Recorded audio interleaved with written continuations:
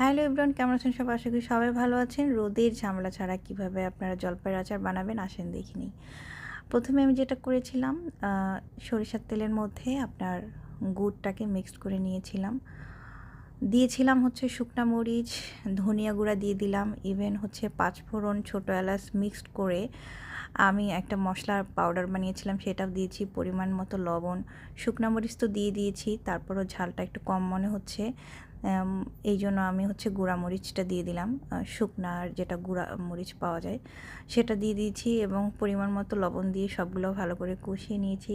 এই পর্যায়ে কিন্তু জালটা হালকা করে দিতে হবে।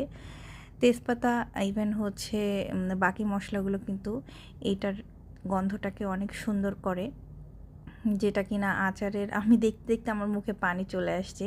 এই গন্ধটা এত ভালো ছিল। ইভেন যখন আমি ভিডিওটা বানাচ্ছি সেই অবস্থার কথা বললাম। ইভেন সবথেকে গুরুত্বপূর্ণ ব্যাপার হচ্ছে, যেটা অনেকেই দিতে চান না, বাটা মশলা, আদা বাটা এবং রসুন বাটা আমি দিয়ে দিলাম পরিমাণ মতো। এটাকে ভালো করে একটু পরপর পানি দিয়ে আপনার ভালো করে মাংসের মতো করে কষিয়ে নিতে হবে। তারপরে আমি যেটা দিয়ে দিব, পানি দিয়ে কষানো হয়ে গেলে আমি এই পর্যায়ে তেঁতুল, পাকা তেঁতুল যেটা আছে সেটাকে আমি হচ্ছে হাত দিয়ে কচলিয়ে একটু দিয়ে দিলাম। তাহলে কিন্তু প্রত্যেকটা আচারেই আপনার তেঁতুলটা খুবই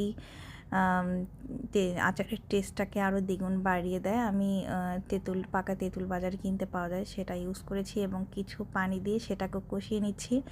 তার আগে আমি যেটা করেছিলাম, জলপাইটা কিন্তু সিদ্ধ করে নিয়ে একটু হাত দিয়ে কচলিয়ে নিয়েছিলাম এবং কিছু বিচি ফেলে ফেলে দিয়েছি। আপনারা চাইলে হচ্ছে সম্পূর্ণ বিচি ফেলে দিয়ে আপনার যে অংশটা থাকে সেটাও ব্যবহার করতে পারেন। আমি কিছু বিচি রেখেছি। তো মশলাটা ভালো করে কষানোর পরে এই পর্যায়ে আপনারা কিন্তু খুব ভালো করে নেড়ে চেড়ে নেবেন। ইভেন